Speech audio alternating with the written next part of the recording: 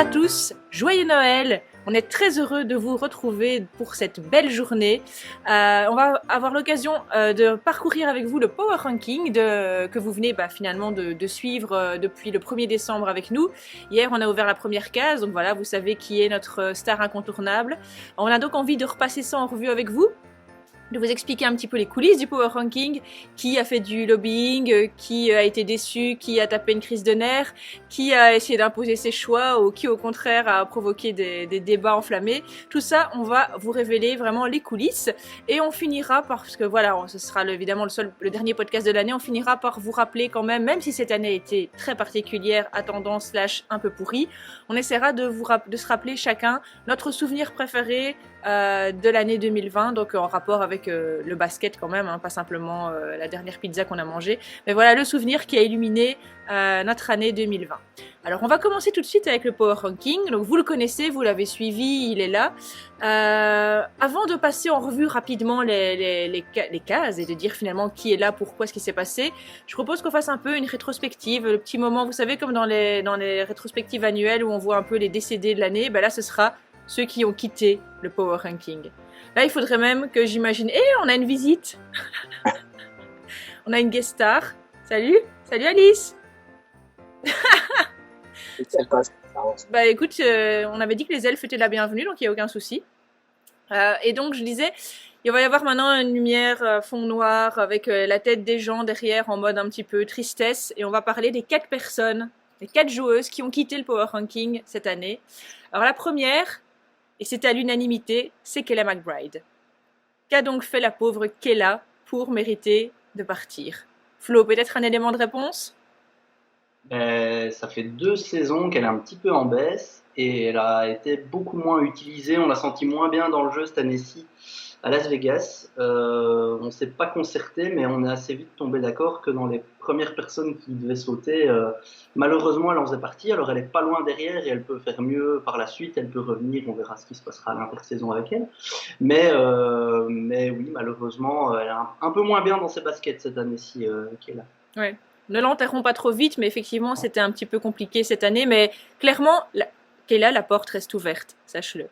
Alors, l'autre départ cette saison, c'est Diamond de Shields. Alors là, je vais laisser peut-être Liv en parler parce que je sais qu'elle t'est chère. Je ne sais pas si toi, tu l'avais mis personnellement dans ton classement? Cette année, je ne l'ai pas mise parce qu'effectivement, vu les saisons d'un grand nombre de joueuses et sa relative contre-performance du fait de sa blessure, malheureusement, j'étais d'accord avec vous sur le fait qu'elle avait sans doute pas sa place. Après, oui, c'est une déception parce que pour moi, je la voyais comme une des joueuses qui était vraiment sur une pente ascendante. Je l'avais prise dans notre draft il y a quelques mois.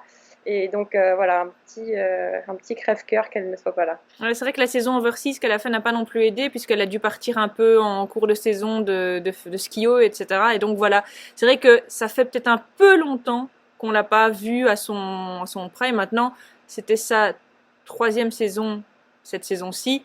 Autant dire que on est loin aussi de l'enterrer et que voilà, c'était à mon avis, on la reverra très très bientôt. Et t'es tout en bas du classement. Elle a fait une petite entrée encourageante d'avant. Elle a fait une super saison avec Chicago.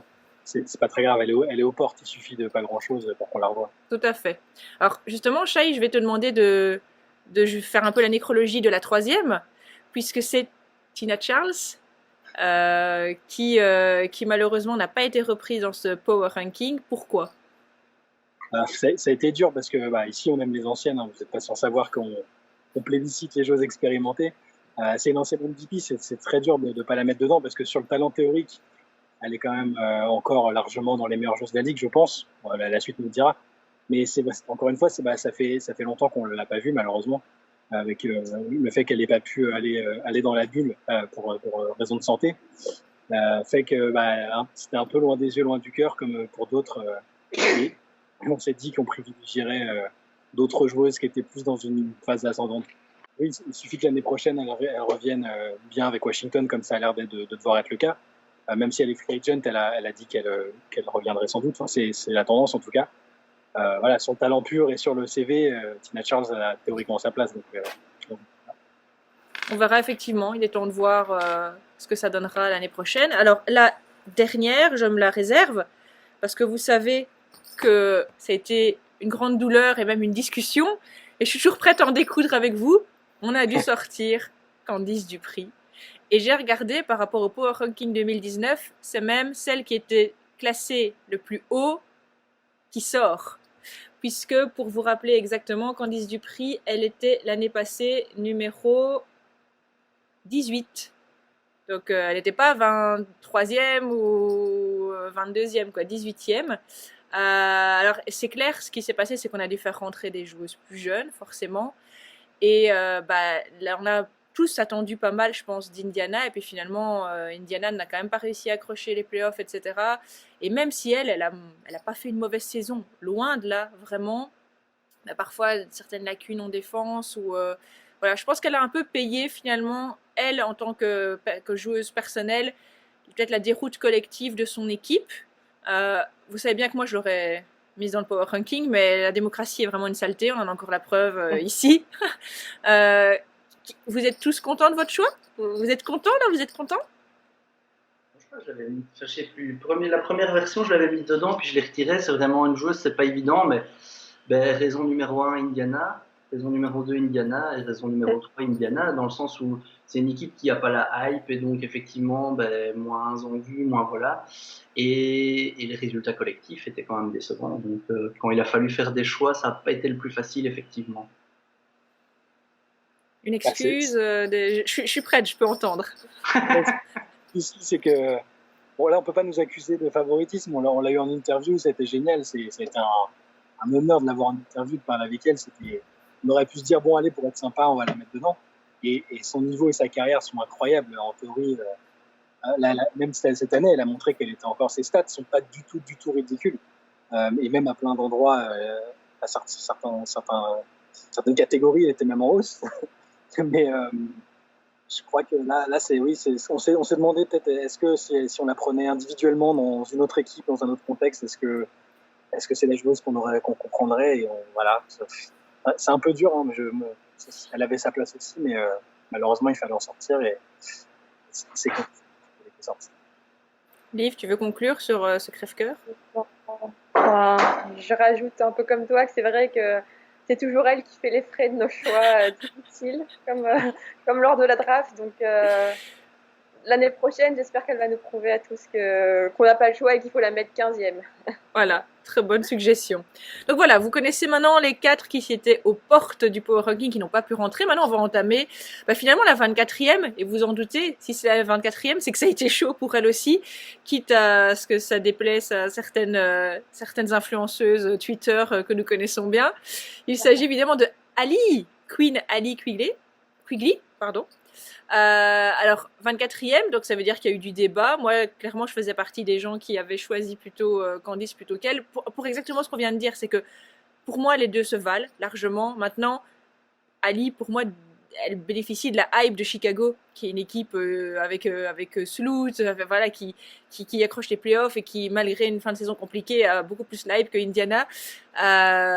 Mais elle est clairement légitime dans le Power Ranking, et qu'on soit bien d'accord, je trouve pas ça du tout un scandale.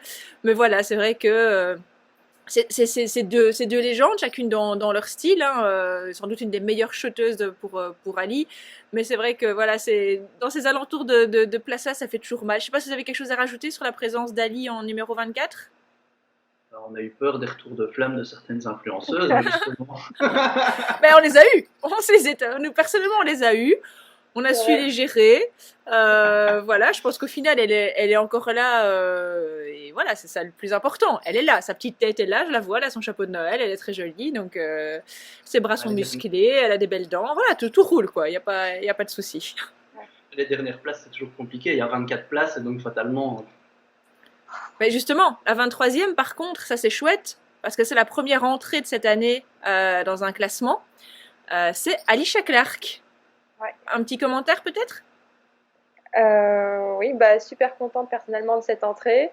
Comme on le dit souvent, c'est une joueuse qui a tendance à être un peu underrated, comme on dit, même si ces derniers mois, c'est plus trop le cas et on tend à la mettre plus en avant, notamment du fait de son apport énorme en défense. finalement, je parle de la défense, mais c'est vrai qu'en attaque aussi, c'est une pièce centrale à Seattle. Donc, je pourrais juste dire du fait de sa présence tout simplement dans le 5 majeur de Seattle, où elle a un rôle majeur et établi depuis des années. Donc, finalement, c'est assez logique qu'on voit Alicia Clark faire son entrée dans notre power ranking. C'est-à-dire moi dans la première version, parce qu'on a fait plusieurs versions, je l'avais pas mise, et après en y réfléchissant, je me suis laissé convaincre assez facilement dans la discussion, parce que c'est une chose que j'ai vraiment découverte cette année, parce que je la voyais avant, mais c'était pas pareil. Là, en la regardant bien, c'est un phénomène défensif et une joueuse extrêmement à droite point. C'est un régal de la voir, et elle est essentielle à Seattle, et je pense que elle est en fin de contrat, donc peut-être qu'on le saura, mais même Hyper, elle serait une pièce fondamentale. Je pense que toutes les équipes ont Alicia Clark avec. Et toi, Flo? Faut rendre à César ce qui est à César. On était beaucoup à ne pas y avoir pensé, et c'est Steph qui est arrivé avec c'est toi qui est arrivé avec un bon lobbying. Je pense qu'elle était 17e chez moi. Mais tu as réussi à nous convaincre, parce qu'effectivement après on s'est dit mais oui, en fait, pourquoi elle y serait pas, et on s'est tous rangés à ton avis assez facilement, je pense, parce que les arguments pour Alicia étaient percutants. Donc tu ne nous as pas convaincus pour c'est vraiment ça, vous pouviez pas enchaîner sur deux échecs. Donc mais oui, effectivement, pour moi Alicia Clark, le truc, c'est qu'on hésite presque parce qu'on se dit encore une du Storm. À un moment, tu peux pas faire sans, quoi. Elle est là. On peut pas. Le Storm est aussi fort. C'est parce qu'elles ont beaucoup de joueuses qu'on peut mettre dans les top joueuses de la ligue. On peut pas la punir parce qu'elle est au Storm et se dire ah ben non, désolé, il y en a vraiment trop de bonnes, toi tu dégages. Donc voilà, Alicia Clark très contente. Et puis on regarde aussi dans le power ranking quand même un peu l'apport en overseas et ce qu'elle fait à Lasvel. Ouf, ça envoie du lourd. Donc voilà, très très contente de voir notre amie Alicia là. Alors la suite, c'est une petite descente, puisque c'est Chelsea Gray qui chute à la 22e place. Je vais regarder en power ranking de l'année passée, elle était à la 11e place, donc elle passe quand même de la 11e à la 22e. Alors elle est toujours légitime dans le classement, c'est clair, mais voilà, à nouveau on s'est dit saison 2019 un petit peu difficile, et finalement elle n'a pas su redresser la barre en 2020, et donc on se pose la question, est-ce que il serait pas temps d'aller voir peut-être ailleurs, ou est-ce que c'est vraiment coach Fisher qui lui réussit pas du tout, ou voilà, il se passe quelque chose en tout cas avec Alicia Gray, parce que le talent est là, mais j'ai dit quoi? Alicia qui n'est pas dans le classement. Non, désolé, là, on l'a pas vraiment évoqué, soyons honnêtes. C'est le contraste entre ces deux saisons qui lui fait mal, je trouve, parce que ici, cette saison-ci, elle n'a pas été mauvaise, mais quand on voit ce qu'elle avait pu apporter en clutchitude la saison passée sur la régulière, là, elle a quand même... c'est assez bizarre, quoi, cette saison, de la voir nettement plus en dedans, et rester une bonne joueuse, mais être un peu plus... elle est moyenne, c'est peut-être vraiment fort comme terme, mais en tout cas, par rapport à ce qu'elle avait montré la saison d'avant, c'est assez... Voilà, donc c'est vrai que ça lui coûte un peu.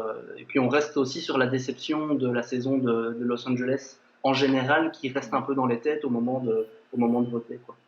Moi, c'est le dernier match, le match éliminatoire, où elle ne rentre pas un panier. Je me souviens plus des stats exacts, mais elle fait 0 passe. Ouais, mais je crois qu'elle ne fait pas 0 passe sur le dernier match. C'est une joueuse qui brille par sa capacité à trouver les autres, et c'est une meneuse unique. C'est aussi pour ça qu'elle est dans le classement. On la garde parce qu'elle a un style assez unique, et c'est le showtime quand elle est en forme, et ça reste une des meilleures joueuses, une des meilleures meneuses de la ligue dans l'idée. Mais ouais, vraiment, je suis vraiment resté sur cette impression-là on ne sait pas si c'est parce qu'elle est moins bien ou parce que elle serait mieux avec un autre coach. Cette saison à Los Angeles, on a surtout vu une joueuse en particulier, et c'était pas elle, quoi.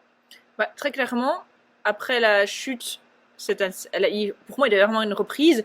Sinon, à mon avis, la saison prochaine, elle fera partie de nos chers disparus, quoi. Donc voilà, à suivre vraiment Chelsea Gray. Alors ensuite, on repart dans du haut les cœurs, puisque c'est une autre entrée, une autre joueuse du Storm, encore, le lobbying frappe dur. À la 21e place, on a eu Jewel Lloyd, qui donc a fait une très très bonne saison, des coups de chaud dont on se souviendra tous. Et donc, comment ne pas la mettre dans le power ranking cette saison? Je pense qu'on était tous d'accord, on l'avait tous cité sans hésiter. Peut-être un petit mot, Liv? Oui, pas très contente parce que c'était un premier choix de draft en 2015 et qu'ensuite, elle n'a pas eu forcément le même retentissement que certains autres premiers choix comme A.J. Wilson ou Brianna Stewart.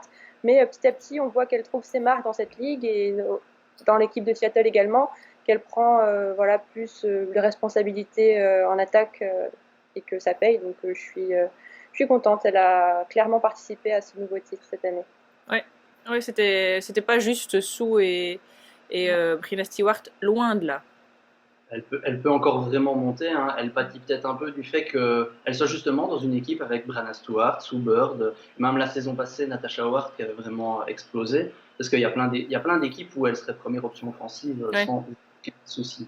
Et donc, au final, cette place-là, elle est presque un peu basse par rapport à son niveau intrinsèque. Après, fatalement, quand tu joues au Storm, tout est dilué entre eux. On n'a pas fini de citer les joueuses du Storm. Quoi. Alors, on n'a pas fini non plus de citer les joueuses des Sparks, puisque à la 20e place, on retrouve Nneka Ogwumike, qui elle était à la 10e place. Donc elle aussi, c'est malheureusement un diminué de moitié, puisque c'était 22e, 11e, et là c'est 10e, 20e.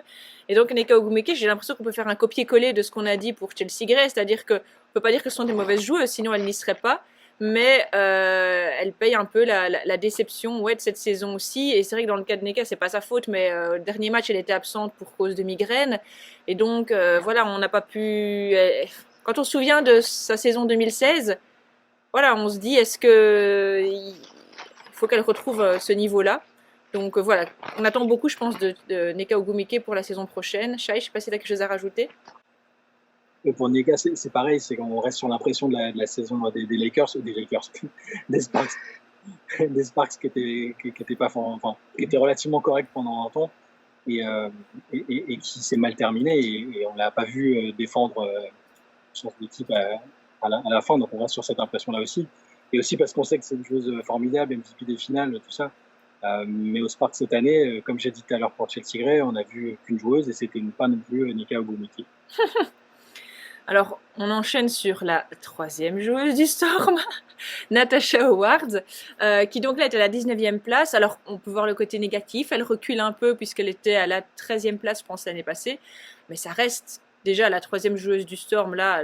Vous savez qu'il y en aura 5 en tout, ce qui est quand même juste phénoménal. Elle a eu une saison où elle était moins exposée, fatalement. Elle a une saison où elle a aussi mis un peu plus de temps à prendre son envol. Mais on peut pas ne pas la mettre non plus parce que ça reste une pièce très importante de l'effectif du Storm. Je suppose que tu me contrediras pas, Liv. Ouais, tout à fait d'accord avec ton analyse. Je pense que quand elle est arrivée physiquement, c'était un petit peu difficile pour elle. Comme toutes les joueuses, la préparation a été écourtée, rendue plus difficile. Donc sur les premiers matchs, elle avait l'air un petit peu fatiguée, mais finalement, elle a retrouvé la place qu'elle avait en 2018 ensuite, qui n'était pas celle de 2019 logiquement, puisque là, elle avait pu briller un petit peu en jouant des absences des autres, mais ensuite, on l'a retrouvée à son niveau de tout. Ce qui lui manque vraiment, c'est la hype. c'est vrai, hein, c'est difficile. Je sais pas pourquoi, elle est discrète. Trop. Peut-être, trop discrète. Par contre, on a vraiment vu quand elle a augmenté le niveau défensivement, on l'a vraiment vu, je trouve. C'est ce qui a donné le ton. Le Storm a une superbe défense. Et on l'a vu notamment au début des playoffs, quand le Storm est entré dans les playoffs. Je trouve qu'on l'a vraiment vu tenir ses joueuses et monter le niveau. Elle n'avait pas besoin, comme la saison dernière, de tourner à 15-16 points de moyenne et elle s'est concentrée sur la défense et ça reste une défense défensivement incroyable. C'est normal de la retrouver là-dessus. Alors ensuite, à la 18e place, c'est Sylvia Fowles. Alors elle était 15e, donc forcément petite chute. Petite chute pourquoi ? Parce qu'à son âge, on se blesse. Et elle avait bien commencé la saison et finalement elle l'a assez peu joué. Mais difficile de la retirer du power ranking malgré tout parce que on sait que c'est pas une blessure normalement, c'est pas une blessure du style enfin quoique avec Stewie maintenant on n'osera plus dire ça, mais style tendon d'Achille ou croisé, c'était une blessure au mollet qui normalement peut se guérir. Et Sylvia Fall, c'est pas une joueuse qui a des gros problèmes de blessures de façon générale. Donc voilà, on s'inquiète pas en se disant c'est la blessure de trop. En attendant, c'est clair qu'elle a été beaucoup moins présente sur le terrain. Et là, j'insiste bien sur le terrain parce que je trouve que sa présence dans le groupe, sur le bord du terrain, etc., a quand même une sérieuse plus-value. On parle quand même de la meilleure rebondeuse officielle de la Women NBA. Donc comment ne pas la mettre 15e? Je sais pas ce que tu en penses, Flo. Ouais, vraiment patronne. Hein. Ce qu'il y a, c'est qu'effectivement, elle perd un peu de place parce qu'elle n'a joué que la moitié des matchs, je pense, peut-être même moins de la moitié des matchs. Ah ouais, carrément. Donc voilà, mais sur le premier échantillon, en début de saison, les premiers podcasts qu'on faisait, on disait bah ouais, elle est dans la course pour être défenseuse de l'année, sans souci. Dans un effectif de Minnesota qui a quand même été fort rajeuni aussi, ça reste vraiment la joueuse d'expérience, la patronne qui calme tout. Donc non, elle a toujours sa place. Après, on espère vraiment la revoir au plus tôt. C'est quand même une ancienne MVP, double MVP des finales. Alors, à la 17e place, on a une des rares joueuses plus âgées qui grimpe dans les places. C'est Angel McCoughtry, puisqu'elle était 23e et qu'elle est 17e. Bah, tout simplement pourquoi? Parce qu'elle a joué. Donc, la 23e place était une place de respect, c'est-à-dire qu'elle n'avait pas joué et elle avait quand même une très sale blessure au genou. Elle est revenue. Alors oui, elle est revenue avec un temps un petit peu plus limité, etc. Mais son apport et alors ce qu'elle a pu nous montrer en play-off a largement justifié sa montée dans le classement. Je pense que tu me contrediras pas, Shai. Oui, j'ai adoré sa saison. Ce qui est drôle, c'est qu'on en a déjà parlé, mais elle avait vu sur Instagram sa place, la place qu'on avait attribuée dans le Power Ranking l'année dernière. Elle avait juste mis un emoji un peu sceptique. Et sur le terrain, on a vu quoi, ça a été une super recrue pour les Aces, en attaque comme en défense. Elle a pas semblé vraiment moins bien physiquement que par le passé. Elle s'est fondue dans le groupe et elle a fait des matchs très très importants en playoff pour Las Vegas. Pour l'année prochaine aussi, ça va être super intéressant en fonction de ce que fait Liz Cambage, mais ça fait un trio assez incroyable, quoi. La classe sur le terrain, en dehors, c'est la classe aussi, c'est vraiment super saison de sa part. On ne saura jamais si c'était le chapeau qu'elle critiquait ou la place. Hein. Moi, je reste quand même sceptique. Je me dis peut-être qu'elle appréciait moins le chapeau et que cette année, le chapeau de Noël lui convenait même mieux. C'est une option. En tout cas, ça aurait été mon petit pincement au cœur de la voir perdre une énième finale, alors qu'elle arrivait cette année dans une équipe avec des ambitions clairement sur le titre, quoi. Garçalotte qui a pitié, quoi. Avec son équipe, elle lui a roulé dessus, puis ça a vraiment été mon petit pincement au cœur. Oh, vraiment. Non, il y a eu un plan à un moment sur son visage. C'est pas possible. Ce plan-là, je suis d'accord. Elle peut vraiment rien se reprocher sur ce qu'elle a pu amener. Elle était physiquement au top, défensivement hyper dure, offensivement elle apportait tout ce qu'il fallait. Mais le bilan est de 12-0 et c'est compliqué. C'est dans la série contre Connecticut qu'elle a été décisive pour. Ouais.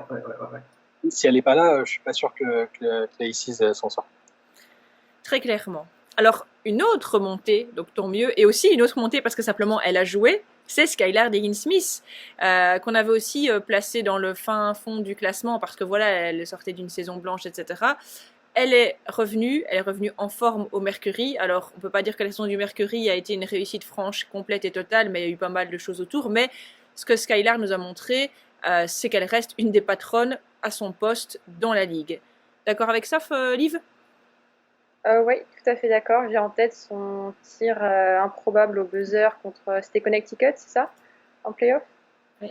Et surtout sa réaction, style j'ai du sang dans les veines et regardez... Pardon, j'ai... Mais là aussi du sang dans les veines, c'est vrai. J'ai de la glace dans les veines et vous ne pouvez pas m'arrêter. Enfin, ça faisait vraiment plaisir de la voir comme ça. Il faut le redire, les joueuses de WNBA sont nombreuses à revenir après des grossesses, mais à chaque fois, c'est toujours aussi impressionnant de voir le niveau auquel elles arrivent à revenir rapidement. Ouais, donc Skylar, je la vois peut-être pas difficilement aller spécialement beaucoup plus haut, vu le niveau général de la ligue, mais ça reste effectivement une place qui, pour moi, lui convient bien. Je ne sais pas si vous êtes d'accord avec moi. Oui, ça va dépendre aussi de ce que fait Phoenix. L'intersaison va être intéressante parce que, en fonction de ce qui va se passer autour de Brittney Griner, Diana Taurasi forcément prend de l'âge et Phoenix va avoir besoin de Skylar Diggins à un très très haut niveau. Donc, on ne peut pas exclure qu'elle remonte si elle fait une saison de malade la saison prochaine. Elle a 30 ans.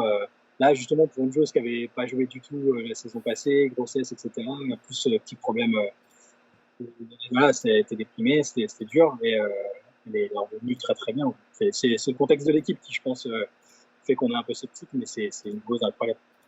Tout à fait.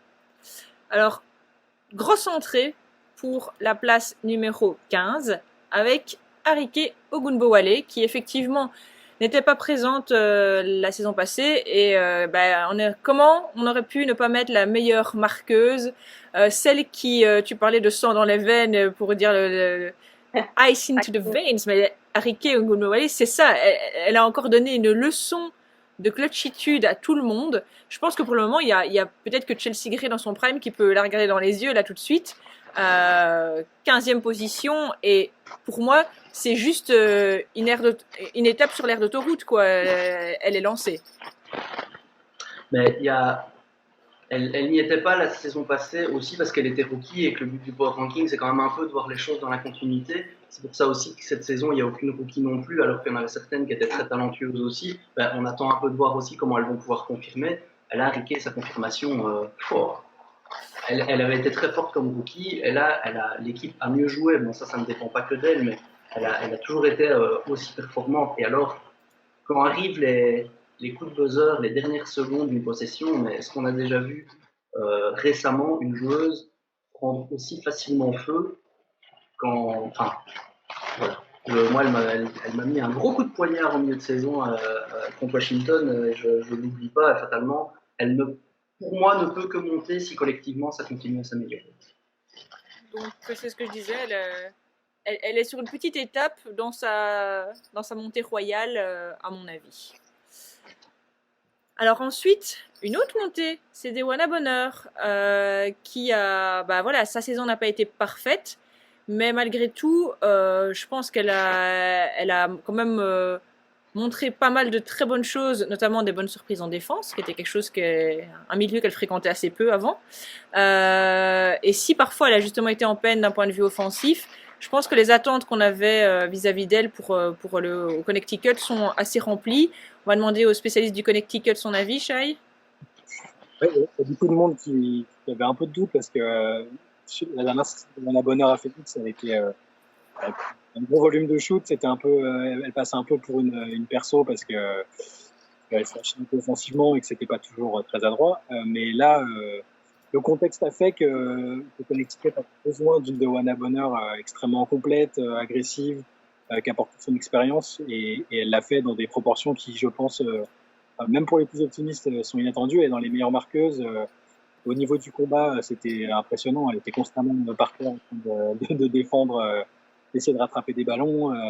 Voilà, elle s'est vraiment donnée à 100%. Et je pense aussi que c'est une des raisons pour lesquelles le Sun a réussi à sauver sa saison. Là aussi, j'ai très très hâte de la voir l'année prochaine dans un contexte différent. Mais super saison de sa part, il n'y a pas grand-chose de plus à dire. Très, très grosse adresse sur la ligne des lancers, je pense que c'est ce qui me marquait quasiment à chaque fois, c'est que sans avoir beaucoup de réussite en attaque, elle arrivait toujours à provoquer des fautes, attaquer sans cesse le cercle, et son adresse sur la ligne a fait beaucoup de différence. Alors, ensuite, c'est plus dur.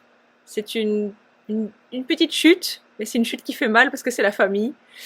Emma Messman se retrouve à la 13e position alors qu'elle était numéro 6 la saison passée. Flo, qu'est-ce qu'on fait ? Oui, la place d'Emma, je pense, la place de l'année passée était vachement due à fatalement ses résultats en play-off, son titre de MVP des finales. Il était peut-être, même si j'aimais bien l'avoir en 6e place en 2019, il était peut-être un peu au-dessus de ce qu'elle est. Ici, cette saison-ci, c'est un peu plus bas peut-être que ce que je voudrais avoir, mais fatalement, bon, il y a eu une saison beaucoup plus compliquée, où même si on en a déjà parlé, elle a quand même bien fait le taf, mais elle était plus en retrait par rapport à ce qu'on a déjà vu, donc c'est logique de la voir descendre. Le cœur a envie de la mettre 1 ou 2 de toute façon, mais bon. On nous accuserait d'avoir du parti pris, c'est vraiment pas le genre de la maison, donc. Voilà, c'est diplomatique. Tu parlais de sa 6e place l'année dernière. En fait, je pense que son niveau théorique, ses qualités de joueuse et ce qu'on a vu d'elle quand elle passe en mode playoff, ça vaut une 6e place en fait en soi. Je pense que c'est potentiellement une des toutes meilleures joueuses de la ligue. Sauf que là, on l'a vu dans un contexte qui était moins avantageux pour elle et qu'elle n'avait pas l'envie, c'est pas sa nature de se dire, fois que le reste, je vais faire des stats énormes en attaque, je vais prendre de temps de rebond et puis comme ça, on dira que je suis irréprochable. Et au final, elle a essayé d'être altruiste toute la première partie de saison, beaucoup de passes décisives. Grâce à elle, le jeu était plutôt fluide. Donc je pense que c'est le contexte de la saison. C'était difficile de la mettre beaucoup plus haut, mais c'est pas impossible qu'on la revoie plus haut après. Ne t'inquiète pas. Puis l'année passée, on n'était que 2 à décider. Cette année, on est 4. Donc je pense que ça permet un peu moins de petits coups de folie parce que tu vois, c'est plus lissé dans le nombre. C'est-à-dire que l'année passée, juste pour la petite histoire, il faut savoir que 6e, c'est déjà top. Et je me demande si à un moment, dans les derniers jours, j'ai pas eu une espèce de montée de sève où j'ai été dire à Shai, faut qu'on la mette encore plus haut. Et il m'a fait, non, franchement, 6 c'est bien. Je retrouverai les plus compromettants. Ouais. Calme-toi. J'ai fait, ok, d'accord. Mais voilà, ça c'est déjà un 2e power ranking, donc avec peut-être un peu plus déjà de recul et de tempérance, donc forcément. Alors, on parle de recul et de tempérance. Il y a quand même une joueuse qui, du haut de ses 40 ans, a réussi à grappiller 2 places. Comme quoi, vraiment, cette femme n'a pas de limite. Mais c'est Sue Bird. Sue Bird, elle est 12e cette saison. Elle était 14e l'année passée. Je pense tant qu'elle pourra mettre un bout d'orteil sur un parquet, je pense qu'elle sera dedans déjà. Donc, toi, Liv, t'es d'accord et contente de cette 12e place ? Ouais, je vais reprendre la phrase de Shai, à savoir que comme le bon vin, Sue devient meilleur avec les années. Bon, meilleur, c'est plus pour la petite phrase, parce que c'est vrai que la saison qu'elle avait faite en 2018 était déjà assez exceptionnelle, en termes notamment de son impact lors des playoffs. Mais là, ce qui est fou, c'est qu'après une saison 2019 blanche, où elle n'avait pas joué du tout, elle parvient à nouveau à se hisser dans ce classement, et c'était un véritable plaisir de la revoir à ce niveau. Et on se demande si elle ne sera pas là jusqu'à 45 ans. Tout dépend des travaux de la Key Arena, je pense, en fait. C'est ça. Qu'il me fasse durer. Hein. Un petit quelque chose à rajouter sur Tata Suzanne, les amis ? Moi, je la trouve trop bas, mais on a déjà... Voilà. J'attendais que tu lances la polémique. En fait, c'est pas tant la place qu'elle a qui est trop basse, c'est par rapport à une de ses camarades qui est un peu plus haut, dont on reparlera juste après, où je trouve que c'est pas la bonne qui est devant. Mais c'est un débat qu'on a eu en plus il y a quelques jours sur Internet, et de savoir entre ce qu'elle apporte encore sur un terrain. Je trouve que non seulement elle tient encore la route, mais en plus, elle tout doucement, sans donner l'impression, mais elle domine en fait. Elle domine sans mettre des paniers, elle domine sans faire mal à ses adversaires, elle domine en étant juste... c'est une joueuse d'échecs et elle a 3 coups d'avance sur tout le monde. Donc ouais, moi je trouve qu'elle... Allez, un petit top 10, elle y est encore, quoi. Moi, j'étais plutôt de ceux qui la mettaient hors top 10, et je vais justifier mon choix, c'est que elle joue que la moitié des matchs, parce qu'elle peut se le permettre et qu'elle fait ça au sein du Storm. L'autre joueuse dont tu parles, c'est elle qui a le poids de tout. Sue, elle a le poids de plus grand chose, parce qu'au contraire, on la laisse finalement... Sue, là, elle est bien, hein. Elle est dans le truc de rêve. Ces joueuses sont des monstres talentueuses de défense, notamment, qui peuvent l'épauler, etc. Tandis que, arrêtez de faire le suspense, Diana Taurasi, puisque c'est ça le souci, on la balance au front et vas-y. Et là, forcément, les lacunes ressortent plus. Si on disait, Sue, tu fais tous les matchs et à côté de toi, y a pas Natasha Howard, Jay Lloyd, Alicia Clark et Brianna Stewart. Voilà, donc attention, hein, elle est exceptionnelle, et n'est pas ce qu'elle fait. Moi, je suis la première à me lever, j'ai son maillot, donc vous savez bien que c'est pas du tout un... Je veux vraiment pas passer pour la hateuse de Sue Bird, que du contraire. Mais c'est juste que là maintenant, elle a une petite, tu vois, comme les chats de race qui ont un petit coussin en velours rouge sur lesquels il peut... Ça, c'est la place de Sue au Storm. Elle a son petit coussin de velours, et elle l'a mérité. Ce coussin, voilà, elle a gagné. Les souris, Diana, elle en ramène plus. Elle ramène toutes les souris, mais c'est parce qu'elle a ses potes, les autres matous à côté, tu vois. Donc voilà, moi je pense qu'elle est bien là où elle est aussi, parce que si tu compares, il faut comparer des pommes et des pommes et des pommes, et pas des pommes et des poires. Voilà. Je suis pas shy du coup.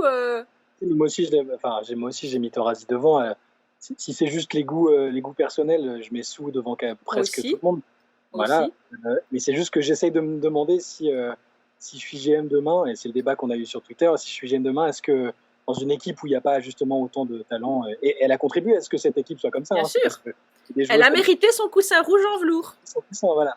Mais si tu la mets demain dans une franchise et que tu dis t'es la première option, avec les petits problèmes physiques qu'elle a eu et tout ça, je suis pas sûr que je la prends avant Diana Taurasi, mais bon, ça se discute un peu. Je pense que les deux positions sont très acceptables et qu'il n'y a pas de mauvaise réponse. Hein. De toute façon, dans tous les cas, vous avez même rien à dire. Parce que la personne qui a pris les deux dans son équipe, qui s'est fait rétamer à la Fantasy Draft, qui l'a payé de son sang et qui était dernière à mort, c'est moi. Donc voilà. Moi, vous, c'est des paroles, moi, c'est des actes. Je les ai pris dans mon équipe, je le referai, mais je ne gagnerai jamais. Alors, on passe ensuite à la 11e place. Et en fait, si vous vous souvenez de... C'est comment encore le Hit Machine, Lulu et... Charlie.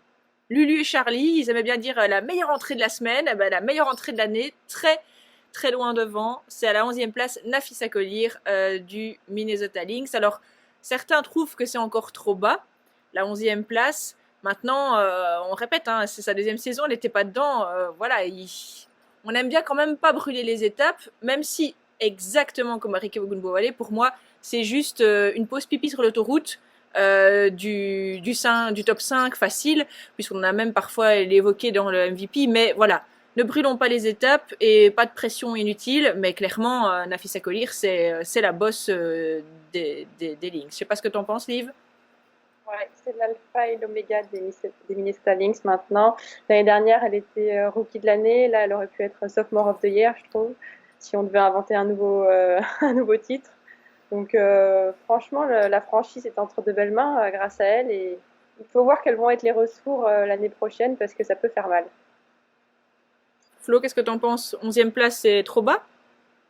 Moi, je crois que je l'avais mis un peu plus haut, mais effectivement, il y a ce débat entre son niveau vraiment intrinsèque qui est plus haut et puis le fait que c'est jamais que sa deuxième saison. Et donc, comme tu dis, de toute façon, à moins de gros soucis, elle est partie pour monter.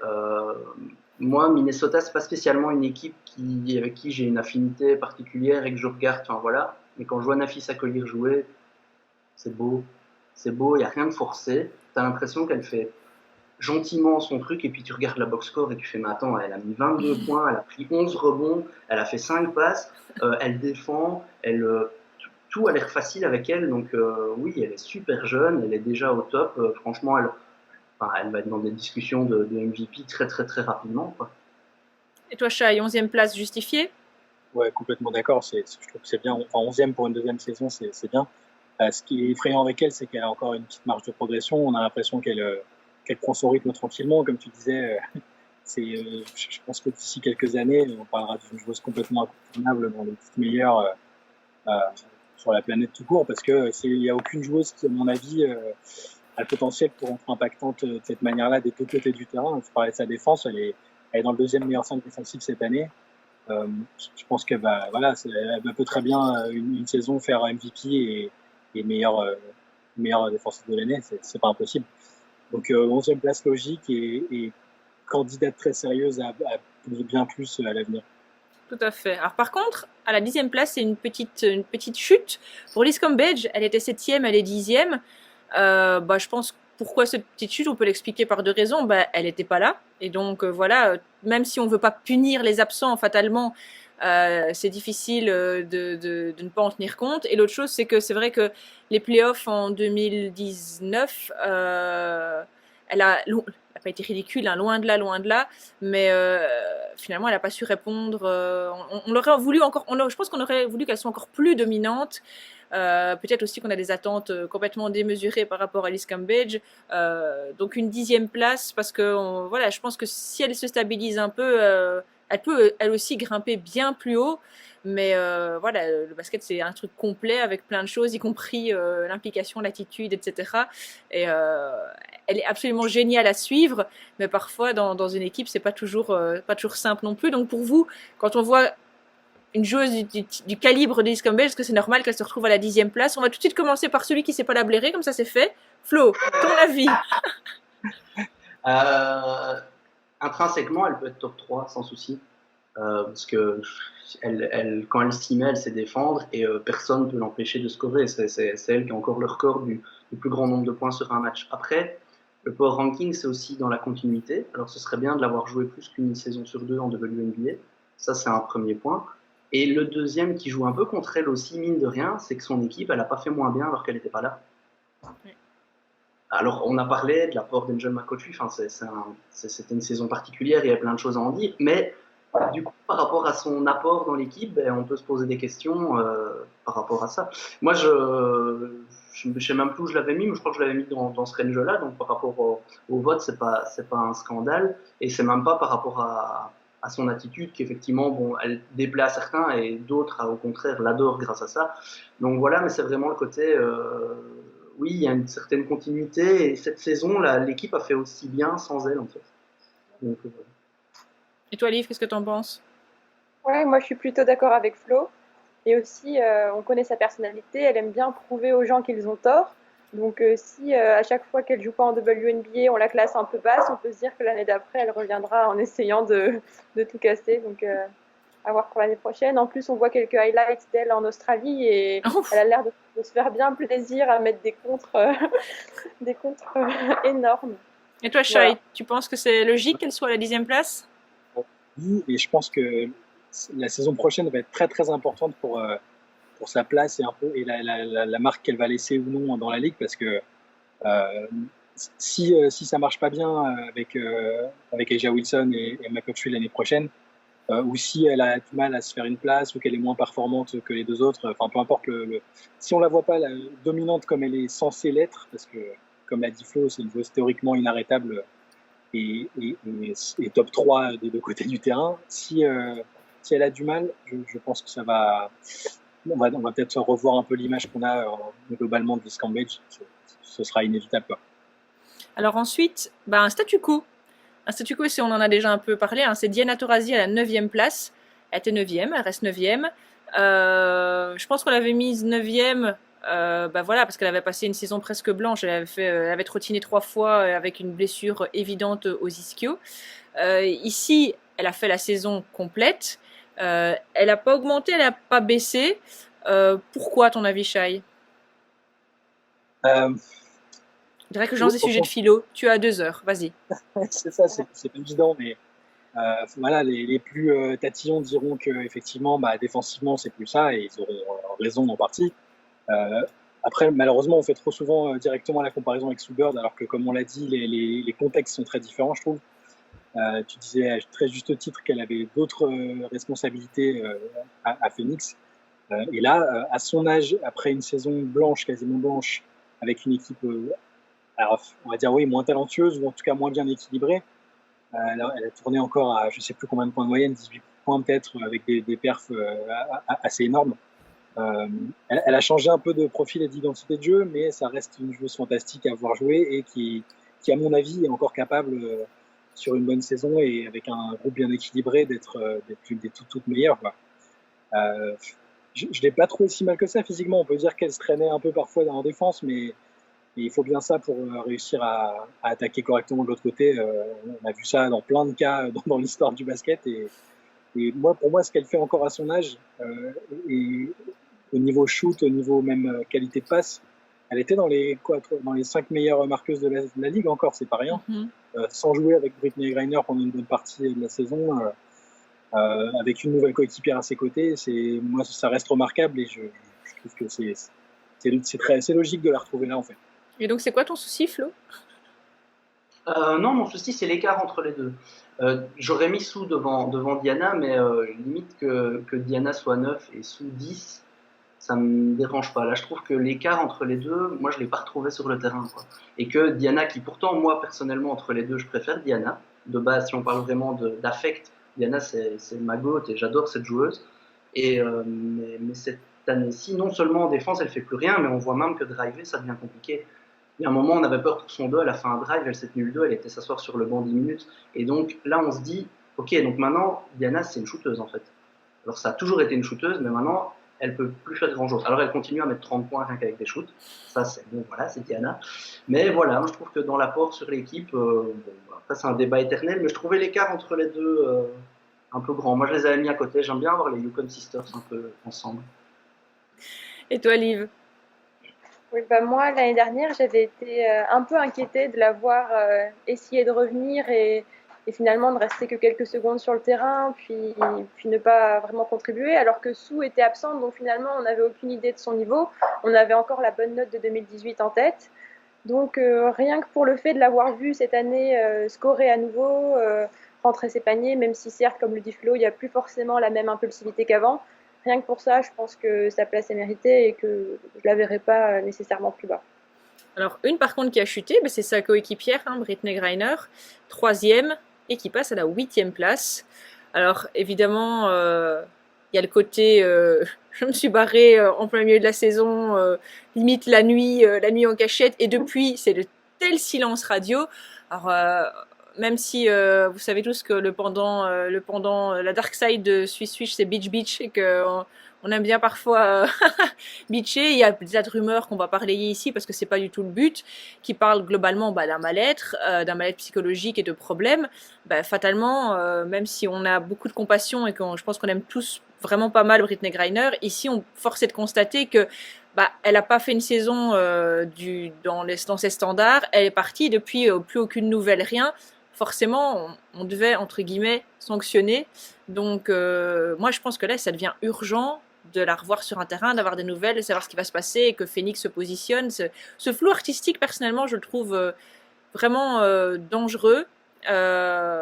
Autant celui de Harden aux Rockets, je m'en bats. Autant Griner ici, c'est tendu. Je sais pas ce que vous en pensez. Brittney Griner, on a vu cette saison qu'elle était pas dedans. Hein. Alors elle a continué à faire des stats parce qu'elle fera toujours des stats, je pense, mais c'était assez compliqué. Enfin, on la sentait pas impliquée. Et à partir du moment où elle est partie, l'équipe s'est mise à beaucoup mieux jouer. Donc je pense que ça peut justifier sa descente. Le flou artistique qu'il y a autour d'elle est assez bizarre et inquiétant, même avec son équipe européenne, on ne sait pas trop ce que ça donne. Je crois qu'il y a des gens qui la mettent même plus bas que ça. Bon, maintenant, intrinsèquement, il ne faut pas oublier la saison 2019 qu'elle a fait et le monstre que c'était à ce moment-là. Donc, il y a moyen qu'elle revienne à un bon niveau, mais il faudrait qu'on la voie et qu'on sache ce qu'il en est d'elle maintenant, quoi. Brittney, si tu nous entends, je vais faire la chaille. Brittney, si tu nous entends, donne-nous un signe de vie, s'il te plaît. Ou un DM. Non, effectivement, pour Brittney Griner, maintenant, c'est l'incertitude, en se disant que quand elle est en forme, quand elle est dedans, 8e, c'est trop bas. Mais avec ce qu'on a vu, on ne peut pas la mettre plus haut. Donc pour moi, on est juste. Et on est dans l'attente. Donc voilà. Alors une autre petite baisse, justement, pour la 7e place, c'est Jonquel Jones. Tout simplement, selon moi, pour un loin des yeux, loin du cœur, c'est pas qu'elle a démérité rien, mais elle était juste pas là. Il y en a qui ont fait des saisons de fou, donc ça, forcément, tu as envie de les pousser. En overseas, elle est à Ekaterinbourg, où elle est entourée. Là, je reprends ma métaphore des chats. Là, c'est un élevage de luxe. Donc voilà, c'est un élevage de chats hors de prix. Donc forcément, on la voit jouer, mais comment veux-tu que ça n'aille pas quand tu es entouré de Courtney Vandersloot, Ali, Emma, Alba, enfin voilà, Brianna Stewart, toutes les copines d'Ekaterinbourg. Donc voilà, ce qu'elle fait, elle joue toujours très très bien, elle assure toujours, mais c'est moins impressionnant quand tu le fais au milieu des quatre que quand tu le fais au Castor de Brenne, par exemple. Donc du coup 7e place, oui, une petite chute. Mais je pense que pour peu qu'elle revienne mettre de l'ordre un peu dans les raquettes la saison prochaine avec le Connecticut, on s'inquiète pas trop pour elle, hein, Shai, toi tu restes confiant. C'est juste frustrant de se dire qu'elle n'est pas venue par précaution. Au final, elle n'avait pas de motif médical, elle a décidé de pas venir très tôt quand elle avait encore la possibilité de le faire sans conséquences financières. Mais quand on voit ce qu'a fait le Sun sans elle, tu te dis qu'avec elle, c'est incroyable, parce que c'est une joueuse énorme. Ça fait pas si longtemps que ça qu'elle est dans la ligue, c'est aussi ça qui fait qu'on se dit que ça va être une joueuse qui est déjà incontournable, mais qui risque d'être encore plus forte.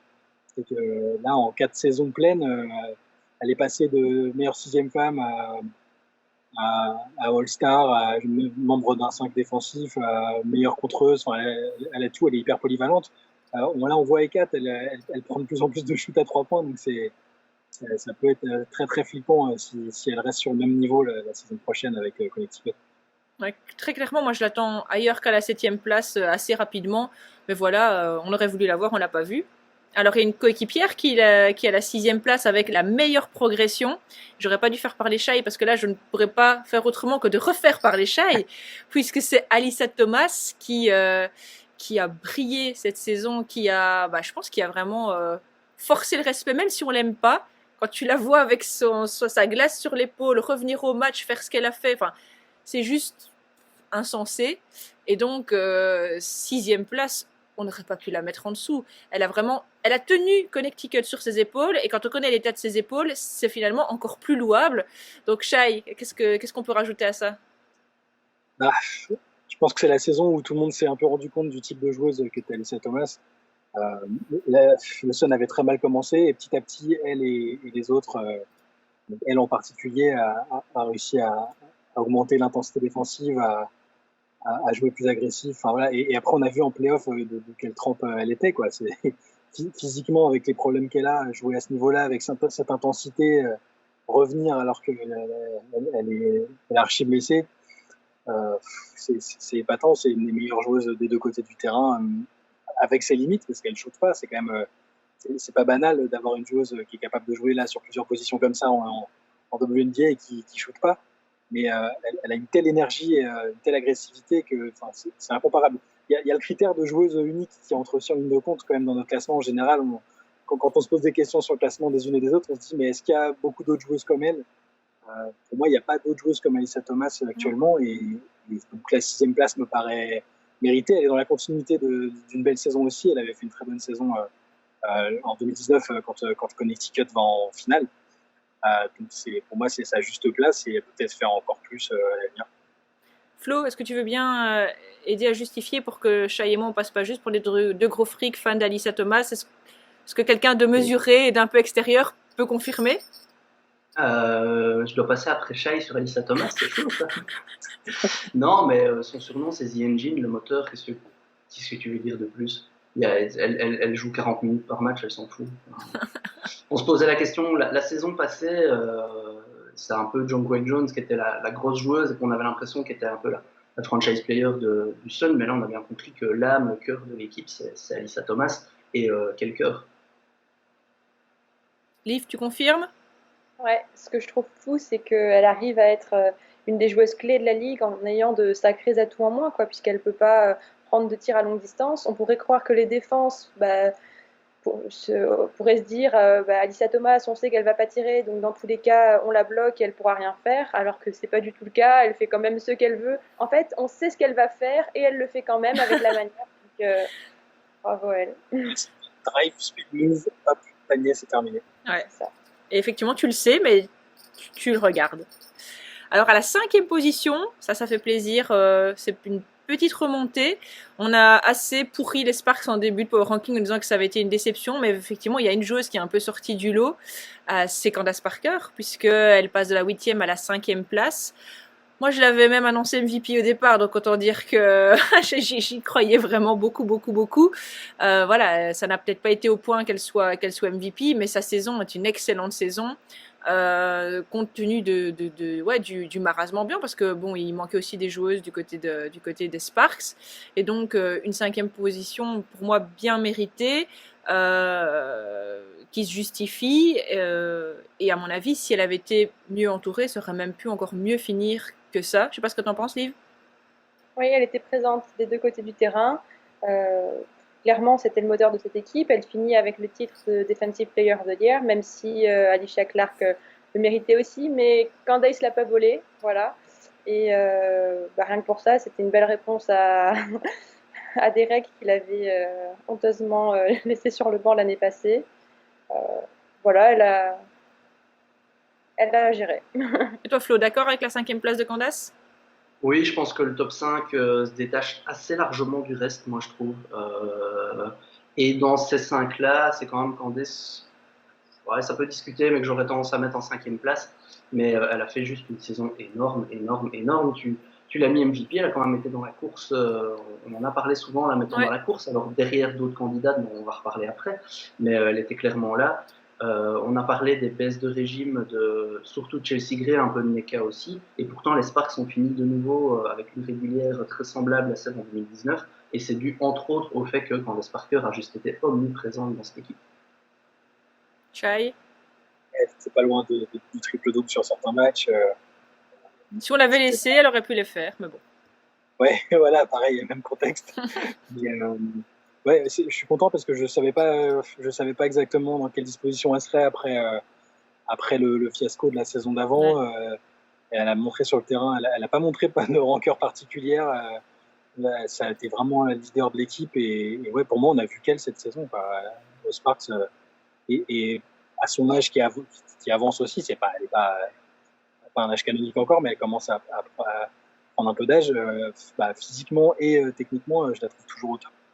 Et c'est aussi pour ça qu'on se demande ce qui va se passer cet été. Elle est en fin de contrat, elle a beau dire qu'elle va peut-être rester, c'est quand même un truc qui peut changer le visage de la ligue. Tout à fait, on verra ça très bientôt. Alors, quatrième position, l'autre stand-by de ce Power Ranking, c'est Courtney Vandersloot à la 4e place. Alors, mon analyse personnelle, c'est que on aurait pu la trouver à la 3e, on aurait même pu trouver à la 2e, ça aurait pas du tout été un scandale. Mais à nouveau, c'est peut-être le résultat collectif du Sky qui la dessert un peu, avec une fin de saison un petit peu décevante, c'est vrai, par rapport aux ambitions affichées. Et pour moi, c'est juste pour ça qu'elle se retrouve à ce niveau, parce qu'elle a absolument pas baissé dans son régime, dans son intensité. Elle a encore fait une saison 2020 terrible, des statistiques de passes décisives d'extraterrestres.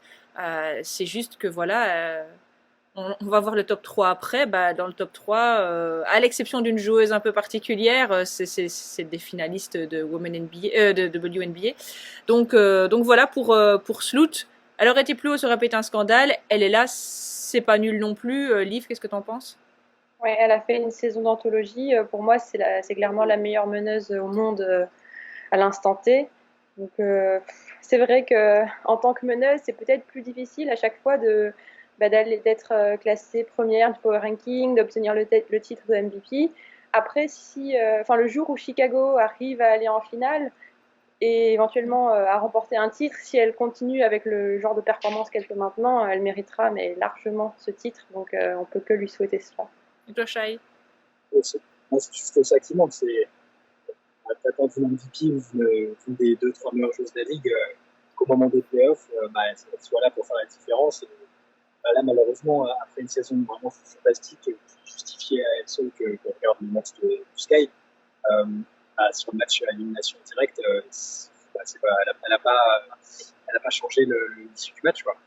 C'est injuste parce qu'elle ne peut pas tout faire.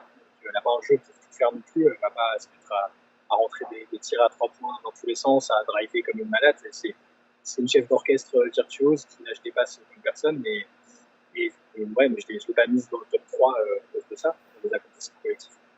Et toi, Flo, tu l'avais mis dans le top 3? Moi, je l'avais mis dans le top 3, mais stratégiquement, pour m'assurer de la top 2. Mais non, sinon, ça discute, mais c'est une joueuse qui est peut-être la plus valuable de toute la ligue dans le sens premier, dans le sens où c'est celle qui rend ses coéquipières meilleures. Il y a la meilleure chef d'orchestre sans aucune discussion. Après, devant, on a 3 joueuses où tu leur files la balle et elles font la différence. Et Sloot, elle bonifie un collectif comme pratiquement personne, mais elle a besoin de ce collectif-là aussi. Et donc, c'est ce genre de joueuse hyper collectif, c'est toujours un peu plus compliqué dans ce genre de classement qui est plus individuel, fatalement. Mais à la 4e place, voilà, il y a rien de volé. Et, avec un peu plus de résultats collectifs, comme vous l'avez dit, elle sera plus haute. Alors, 3e position, aussi une très très grosse montée, c'est A'ja Wilson, puisqu'elle était numéro 12, et là elle se retrouve à la 3e position.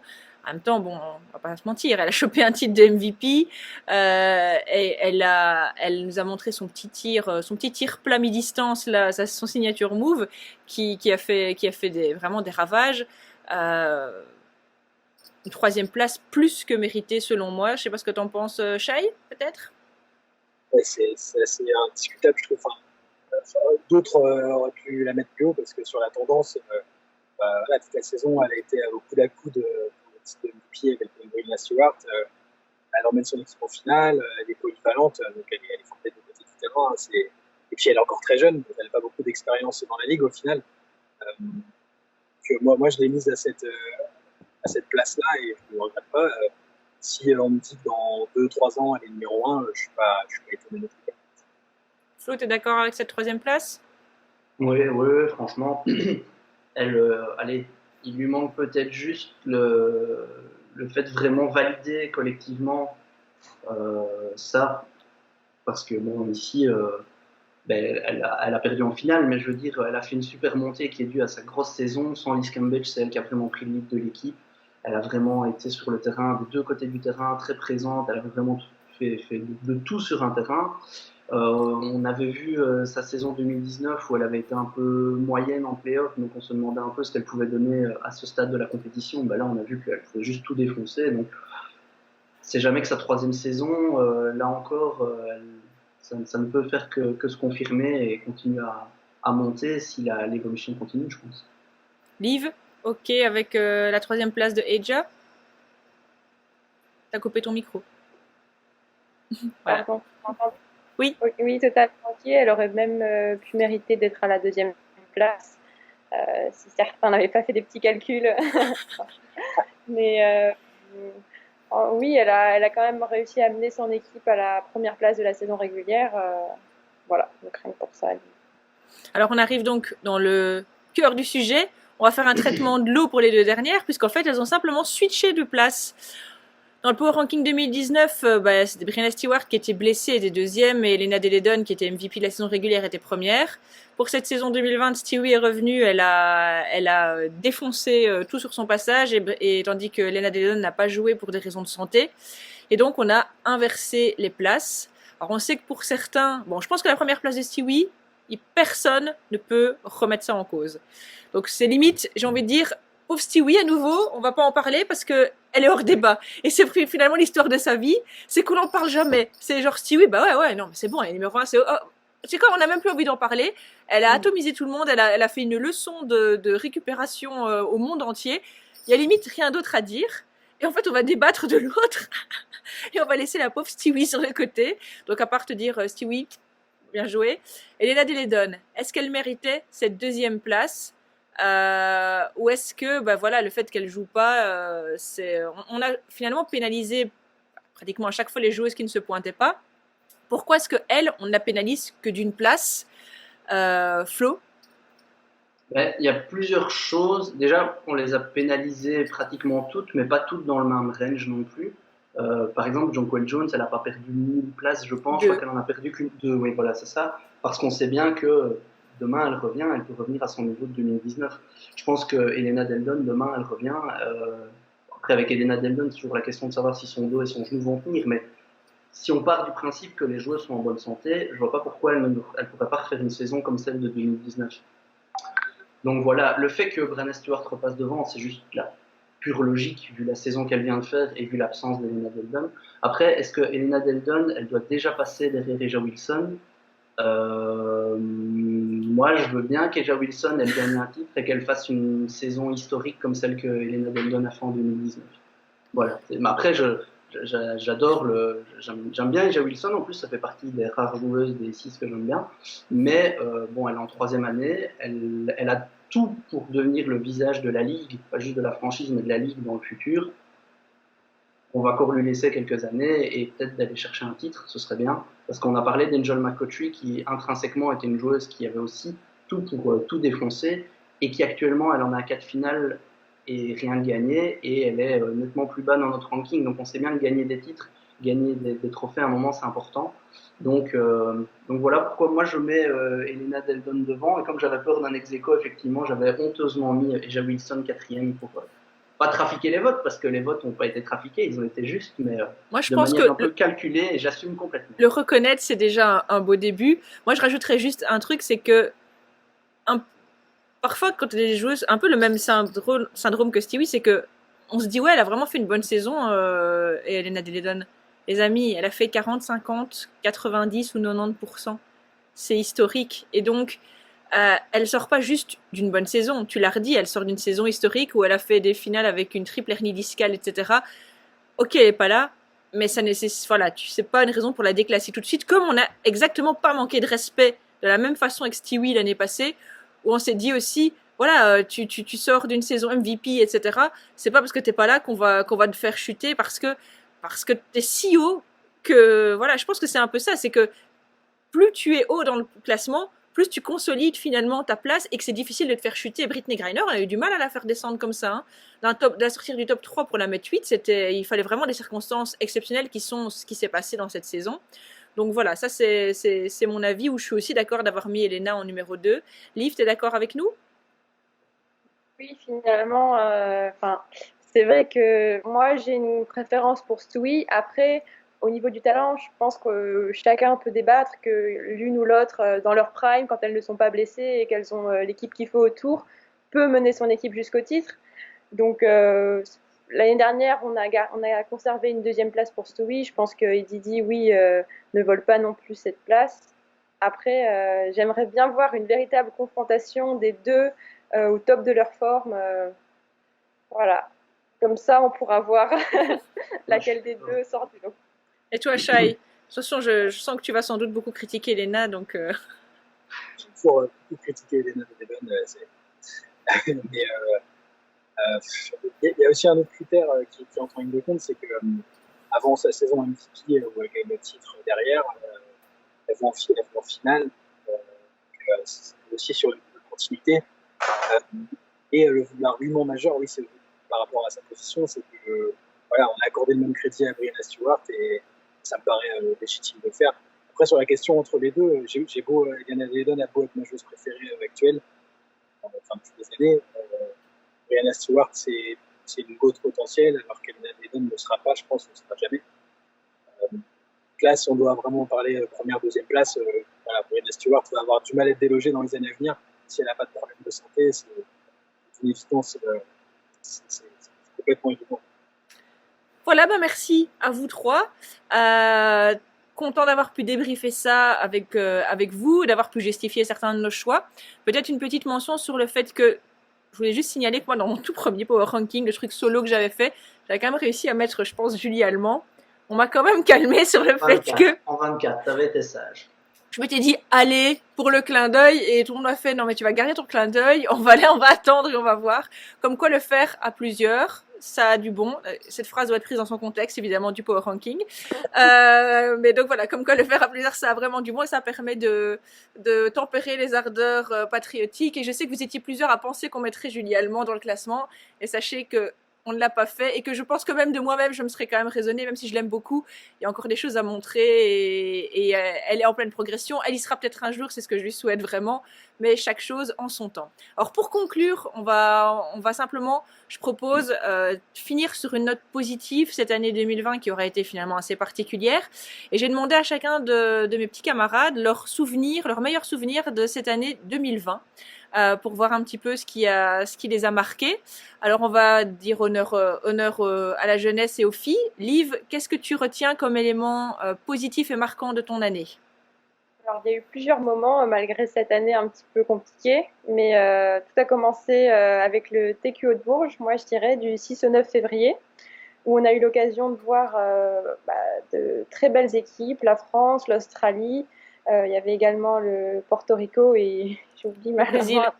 Et voilà, et le Brésil. On a vu de belles joueuses. On a vu Liz Campbell, Daisy McBegor, voilà, des joueuses de WNBA, mais également notre équipe de France qui nous est chère. Et surtout, c'était aussi l'occasion de voir plein de membres de la communauté de cette sphère de WNBA francophone. Donc c'était un grand plaisir. J'espère qu'on aura l'occasion de se revoir bientôt. Sinon, bien sûr, il faut que je mentionne le fameux titre du Seattle Storm, gagné cette année, encore une année paire. On n'a jamais gagné une année impaire, donc on verra l'année prochaine ce qu'on peut faire. Voilà, même si c'était dans une bulle, même si le contexte est particulier, très belle saison. Voilà.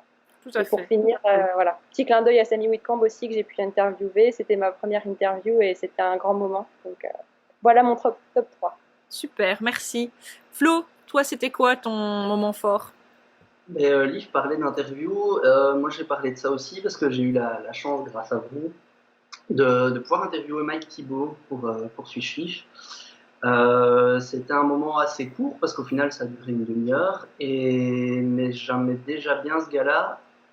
Et j'aime encore plus ce type depuis que j'ai eu l'occasion juste d'échanger quelques mois avec lui. C'était au téléphone, c'était pas facile, c'était en anglais, mais franchement c'est une super opportunité et un très très chouette moment avec un très très chouette monsieur. Très beau souvenir. Et toi, Shai? Dire que Flo a même parlé de musique avec Mike Thibault, c'est Ouais, quand de même batterie. batterie et tout, je pense que c'est le meilleur moment d'interview. Euh, puisqu'on parle d'interview, moi j'avais choisi aussi un truc qui est lié à ça, parce que c'est quand même ce qui est cool là-dedans, c'est que en février, je crois, si je me trompe, Steph, je suis venu en Belgique voir un match des Castor-Brenne euh, contre Prague, et donc rencontrer Steph à cette occasion-là, parce on avait toujours échangé que par Internet jusque-là. Et j'ai rencontré Olivia aussi, que j'avais pas vu avant. Et donc, à cette occasion-là, en marge du match, on a rencontré Alissa Thomas. J'avais pas encore la même hype pour elle, la même passion, on va dire. C'est plus tard, quand je l'ai vu jouer, forcément, je l'ai plus suivi parce qu'on l'avait interviewée, qu'elle avait été adorable, disponible, tout ce que vous voulez. Et c'était un super moment parce que je me suis rendu compte à quel point les joueuses pouvaient être disponibles et étaient en demande d'exposition et qu'on parle d'elles et de me faire en bien. Et puis voilà, l'occasion de rencontrer aussi un peu le monde de la communauté, c'était cool. Et puis du coup, sur le terrain en lui-même, forcément, dans la continuité, la saison du Sun en play-off et les quelques émotions qu'on a eues, puis l'organisation en général de la saison a fait un bien fou dans cette année compliquée. Ok, donc moi je vais conclure avec mon moment fort. En fait, mon moment fort, c'est un mois. Parce qu'on va pas se mentir, à partir de mars, ça a été quand même assez maussade et compliqué. Même si je le redis, on a eu beaucoup de chance d'avoir une saison de WNBA et je voudrais pas manquer de respect à tout ce qui a été mis en place pour avoir cette saison que j'ai adoré suivre et qui a été vraiment géniale. Mais personnellement, mon mois de février, il a été unique parce qu'il a été ponctué par deux grands moments. Moi, c'était le Tikeo d'Ostende où j'ai eu l'occasion de rencontrer Flo. Donc ça, c'était déjà très chouette. On s'était déjà vu une fois, mais là, on a vraiment pu le faire en mode supporter, en mode Belgian Cats, etc. C'était vraiment super, super chouette, un bon moment. À titre personnel, j'ai pu échanger quelques mots avec celle qui est une de mes légendes. Je pense que vous le savez, ouais. Il y a peut-être eu un petit hug rapide, Anne Waters. Voilà, vous savez que j'avais fait son portrait et elle l'avait lu. Elle m'avait dit, ça me ferait plaisir de te remercier en direct. Et donc, après la qualification, j'avais été la voir toute tremblotante. Et donc, ça reste clairement un moment important. Mais c'est vraiment donc c'est du jeudi au dimanche. Donc, c'est 4 jours de tournoi qualificatif. Pour moi, c'est un souvenir de fou, quoi. J'ai vraiment vécu un peu dans une bulle. On avait un appartement là-bas à la mer. J'écrivais, j'allais voir les matchs. Enfin, c'était vraiment un truc de fou. Et moi, quand je vois les 4, je suis transcendée. Donc, à forte dose comme ça, c'était génial. Et puis, après, on enchaîne sur effectivement la rencontre avec les deux autres membres de Swiss Swish et l'interview d'Alicia Thomas. Donc j'ai pu voir Liv, j'ai pu voir Mona aussi. Il y avait Nico que j'avais déjà vu plusieurs fois. Pouvoir manger un gros burger dégueulasse avec mon bon chat et lui montrer ma ville, interviewer Alicia Thomas. Donc voilà, je pense que Swiss, personnellement en tout cas, pour moi, c'est une aventure humaine extraordinaire, vraiment. Et malgré la distance, on se contacte très régulièrement, mais ça n'a quand même pas de prix de pouvoir de temps en temps se rencontrer et vivre finalement ce qu'on préfère, c'est-à-dire les émotions du basket, les vivre ensemble. Donc voilà, moi j'aime bien regarder le basket, mais le vivre avec vous, c'est 100 fois mieux. Et donc avoir pu le faire dans un stade, etc., c'était vraiment sans doute pour moi le meilleur moment de 2020. Donc merci pour ça et merci d'ailleurs d'être à mes côtés et d'avoir été à mes côtés durant toute cette année. Et je pense qu'on va encore faire du très très bon et du très très lourd pour la suite. Mais voilà, je suis contente de voir qu'on tire tous des expériences très positives de ça parce que voilà, je le répète, on est tous bénévoles.